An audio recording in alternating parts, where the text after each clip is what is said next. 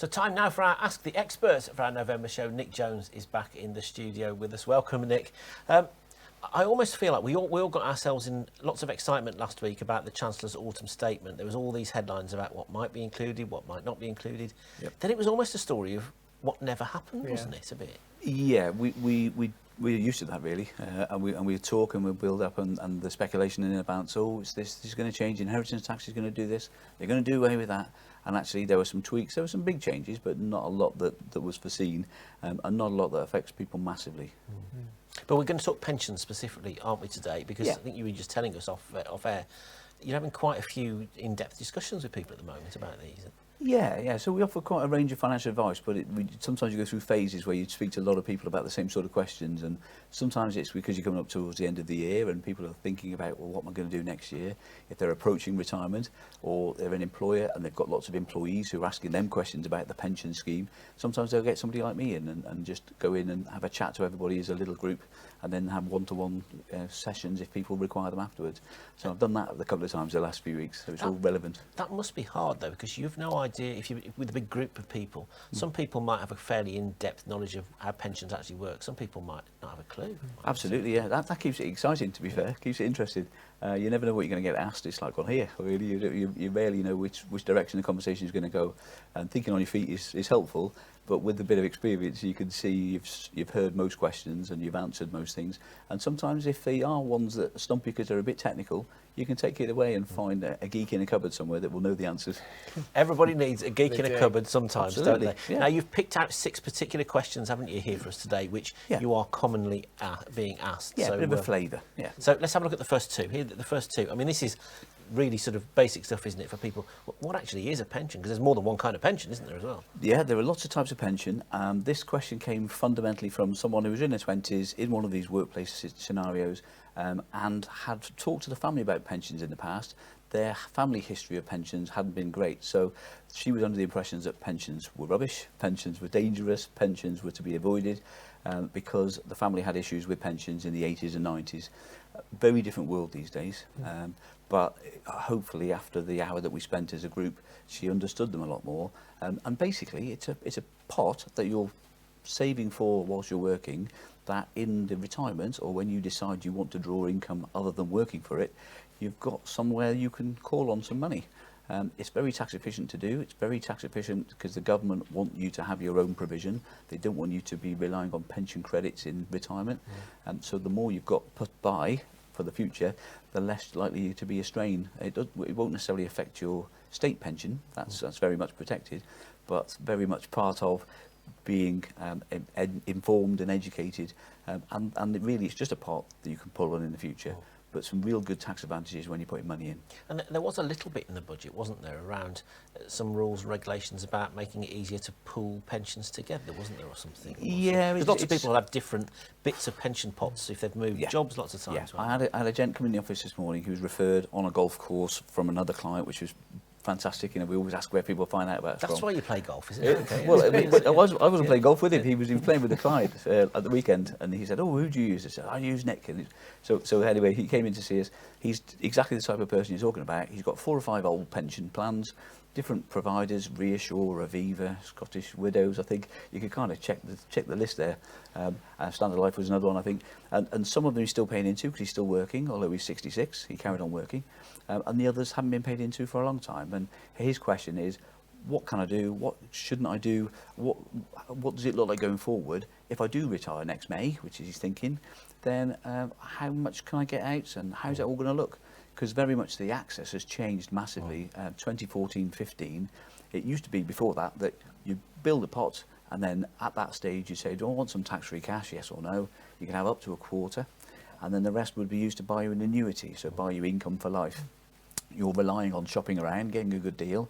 If you're poorly at that time, or overweight, or you've got a shortened life expectancy, it was actually a positive. Sounds weird, but you would get more because you were due to pull on the pot for a shorter length of time, so you get a higher annuity rate.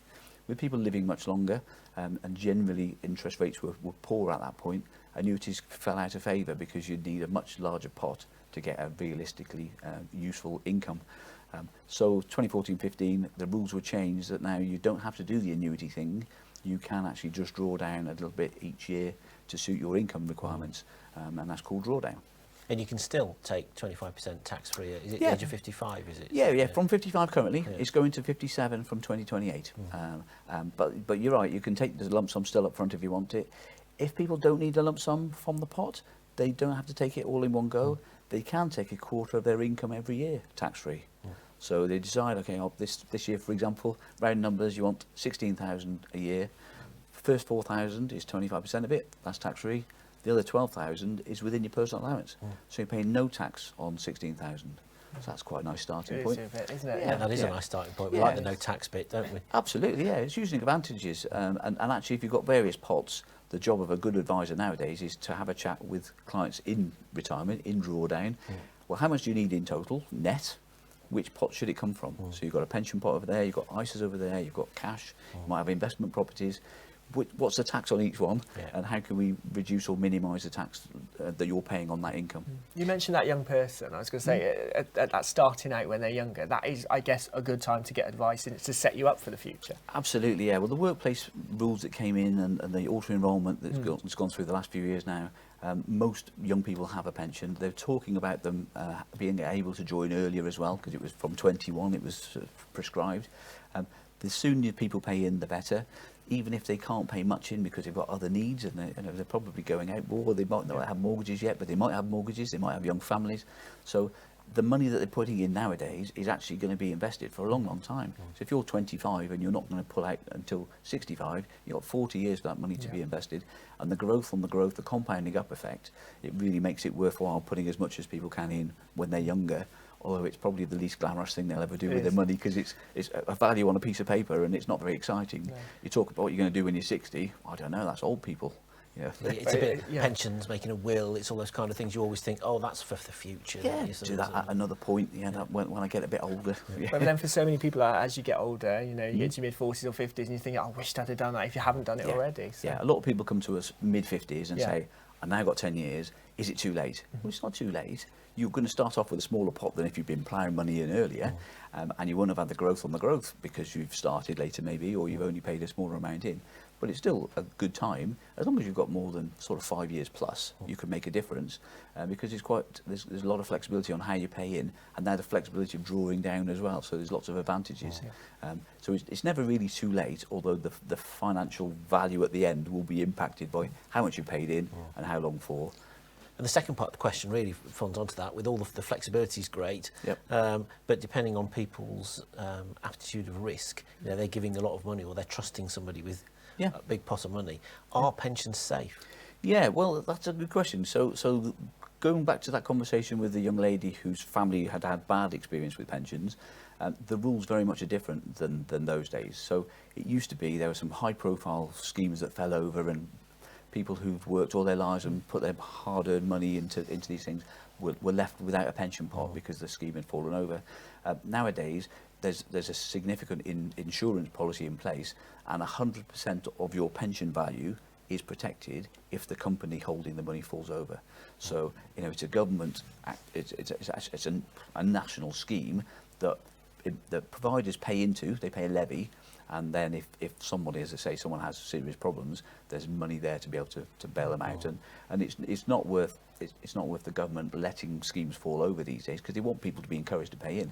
So there's a lot more, and whereas with cash and ISAs and these sorts of things, you've got 85,000 cap.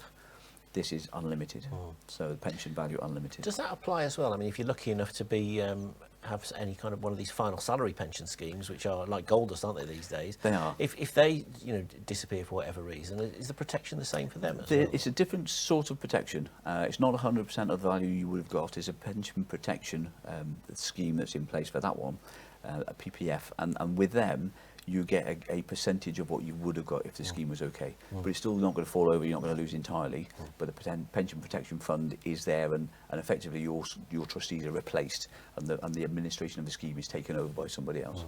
But again, it's more protection than there ever was. I think it's 66% of the pot you're entitled to is guaranteed. But again, so the personal pensions side, we talk about defined benefits and defined contribution. In 2006, I started doing with St James's Place 2004, 2006, pension simplification became a thing. And we still chuckle about it now. Do you feel it's simplified? It's much simpler, yeah. So what they did, they had one set of rules, but then you've got 30 or 40 different individual types of pension that now will have to adhere to these rules. So it still takes a bit of a job to work out what's right for an individual pot. So we do chuckle about it. You know, there's not much to laugh about in pensions. But Oh, I don't know. Let's have a look. What's the next two questions we've got here? Yeah, so this is an important one as well. How much can you actually pay in? You know, if you do think, right, pensions are the way for me. Yeah, so on an individual level, £60,000 per year is the most you can pay in individually, or 100% of your earnings. So if you don't earn more than £60,000, you're capped.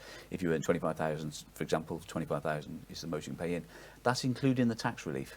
So if it's a personal contribution, you pay a net amount, and it gets grossed up by the tax relief. If you're paying it through the business, then the business pays it as a business expense. So it's like the business paying an invoice, but it's coming into your pension pot. So for business owners, it's fantastic. So that's a 60,000 limit. If you haven't paid the full 60,000 for the previous years, or the full allowance for the previous years, because it used to be 40,000, so you get a little bit more complication, simplification again, remember? So 60,000 for this year. If you hadn't paid the full 40,000 for the last 3 years, there's another 120,000. So you can top up and retrospectively claim it, can you? Right. But once you've paid the maximum for those previous years, you can't do that going forward. Effectively, the one from 4 years ago drops off, and then you've got the last 3 years. So if we're sitting here next year, we'd be talking about the last 3 years. So I do it on a little diagram, to be fair, with the client. But most people haven't made their full contributions. The maximum went up, as I say, in April from 40,000 to 60,000. So we've got people paying monthly. They've increased the regular, and that's been going in each month and making sure they hit the total amount. But if we've got a business owner who's coming up to a sale or has just gone through a business sale and an exit, and they're sitting with a lump of cash, pensions are a really good home for some of that, especially when they understand the flexibility. So they can be putting it in tax-free, and they can be pulling it out, but actually manage their tax bill. I mean, given what's happened with the economy over the last couple of years, 2, 3 or 4 years, investments have been up, down, unpredictable. So I guess a lot of people who get annual pension statements through in the post might have seen the value of their pot reduce over the last couple of years. What should they be thinking about that? Should that be an alarm bell? Should they still think, well, should I still be paying into this then? Or? It's an interesting time, because for a long, long time you didn't get any interest at all in the bank account. So you get 0.5% or something, and so people knew they had to invest to get the money working a bit harder. Not just pensions, but ISAs and savings and premium bonds, whatever, taking a little bit of risk to get a bit more return. With the statements, and we're coming up to statement season, aren't we, really, between now and the end of the year, and into January probably we'll have annual statements. A lot of people will have been paying in across all providers. It's not limited to any particular provider. If it's invested in a medium risk pot, it's probably got 60% in equities, 40% in less risky stuff, fixed interest and alternative investments or whatever. And generally, that's been a sticky place to have invested for the last couple of years. You know, you might have sideways markets, even if you're spreading it around, even if you're diversifying, even if you're doing all the things that we know you should do. If you've got 1 or 2 funds, and they're specifically in the UK or just the US or something, you're going to exaggerate either the up or the down. So we would always advocate having a spread to reduce your risk, because you don't know, hand on heart, what's going to be the best assets for next year.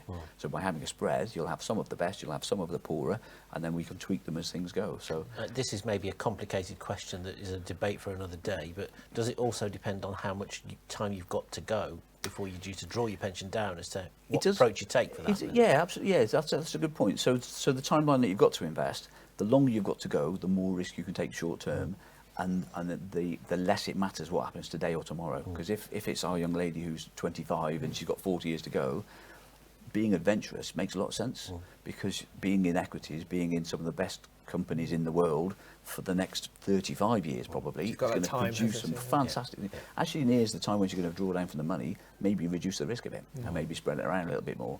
But we do have people who think, actually, I'm medium risk. I think I'm medium risk in everything I do, but you're not accessing the pot, you're right, for maybe 20 years or 15 years, and then you can reduce the risk as time goes.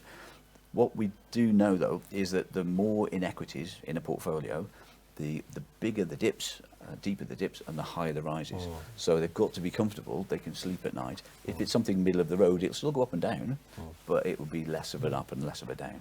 Have you found people approach to risk, attitude to risk has changed since COVID? Have people become more cautious? You know, if you do an annual audit with them, if they were medium risk 5 years ago, might some of them be more cautious now? Or? It could be. Sometimes I think because there's so much more information out there now, and people have got apps and they've got, you know, they can log in online at your website and you can look at your valuation.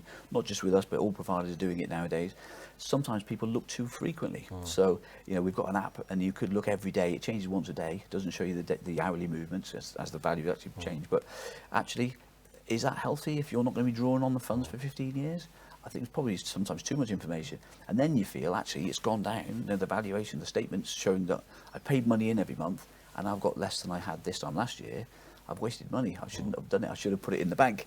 But actually, you've been buying units. So if the unit price is lower, you get more units each month. So you're sitting here now with more units than you would have had. And when they do rise in the future, which they will, then you'll have more. So actually putting money in now is perfect. Sounds counterintuitive, feels a bit weird. You know, and you know, someone like myself who's putting money in and wanting an amount at a point in the future, I'm actually sort of rubbing my hands now and thinking, well, volatility is my friend. You know, it's the price you pay for good long-term returns. And I can be adventurous because I'm 52. Yeah. It's only because people are having this conversation now because they're suddenly seeing interest rates are higher and they can get more than they have done for a generation sticking it in a building society. Absolutely, yeah. So if I put it in the bank, it was 4%, I could have got safely in the bank, or my portfolio is kind of level to where it was. So I've wasted time almost. But you're right, but the interest rates are short term, so they will be coming down in the future, as will interest rates on the bank accounts, as well everything else. So what you're paying on your mortgages, that will all come down because they've been high, historically high recently, haven't they? Not historically high if you go back far enough, but a lot of viewers and a lot of people who haven't had mortgages for very long think this is high. Think they've never known anything like it, can't believe it. I saw the Governor of the Bank of England saying this week thinks rates might be staying higher a bit longer than everybody thought. So Well, uncertainty. it's managing expectations, isn't it? It is. Let's have a look at our last two questions then, shall we? So, now here we go. How much can you get? I mean, we've touched on this one a little bit already, haven't we? Yeah, so the flexibility is the key, really. So it's more about the pattern of how you take the money out rather than how much going to get out. We say the safe withdrawal rate is about 4%. So if you've got a pot of 100,000 and you'll draw 4,000 a year, the 100,000 pot should regenerate itself and should be back up to that value this time next year. That thereabouts, and then that'll mean you never run out of money. Sometimes people say, you know what, I want to spend more sooner, so they draw out more sooner. Draw it out as tax efficiently as possible, but we try and make sure that they understand the longer term impact of taking too much out too soon. And if they take a quarter out up front tax free because they can, you've only got 75% then that can give you their income for the rest of your life. You've got more risk. But the pattern is fascinating, and then it's when people have then a jigsaw of other assets they can draw from, and then the advice, the value that we can add is making sure it's as tax efficient as possible. And some people now have got money in a pension pot because it's free from inheritance tax, it's in a trust. That's the last asset they're going to spend. So a lot of our clients have got other things that they're spending first. So they're spending from their IHT estate rather than from their IHT-free estate. And that much better long-term planning. When the government first announced this idea that you can draw, a quarter of your pot tax-free, I remember, did they call it the Lamborghini tax? They were worried. This theory, everybody was just going to go out and blow it on ridiculous things. It didn't really happen, though, did it? It didn't happen. Some people used the ability, and they were taking out 100% of the pot, weren't they? So 25% was tax-free, and then the rest was taxable at their full rate. So they might receive, 50% net or something after they've paid all the tax on it. But you're right, there were people with 10, 15, 20,000 in a pot that just took that out as a lump sum. They were changing the windows. They were doing home improvements and things because they probably hadn't had access to that sort of lump sum before. And the pension was never going to provide them a massive income in the future at that sort of size. So it was actually, why not take it and why not do something with it? So, but a lot of those people have already done what they were going to do. I don't think the sales of Lamborghinis went up too much to do with pensions, but that was the fear. No. No, just your neighbours. Yeah, absolutely. And ending on a nice positive note, Nick, what happens if I die? Actually, being positive, that shouldn't say if I die. Because it's going to happen. We're all going to die. So it should say what happens when I die. But if you're in the drawdown situation, so you haven't bought an annuity, then the value that's left in the pot can be inherited by a spouse, free from tax, the inheritance bit. If your spouse has already passed on or you're not married, then it can go to your next of kin, to your children and things. You fill in an expression of wish form and it can go down the family line like that. Talked to this guy this morning. I explained to him how this works, and he was thinking he had to do the annuity thing and he would lose it all if he died. But it was a relief to hear this is now the rule. But also he's got a grandson who's 5 years old who may well be the holder of this pension if it is that the money passes that way and his children don't run out of money, sort of thing. So it's fascinating. But the old annuity thing, you would have done the deal, pass away, no death benefits. So when people die, it's much fairer, really. Yeah. Fascinating to chat to you, as ever, Nick. If you guys have got any questions on a financial matter, whether it's pensions or anything else, I'm sure Nick would be happy to tackle them on a future show. So drop us a line, info@sbltv.co.uk, or contact us through our social media channels, or indeed go straight to Nick. He's a very friendly man. So look forward to seeing you soon, and great to see you again, Nick. Thank you. Thank you. Thanks for having me.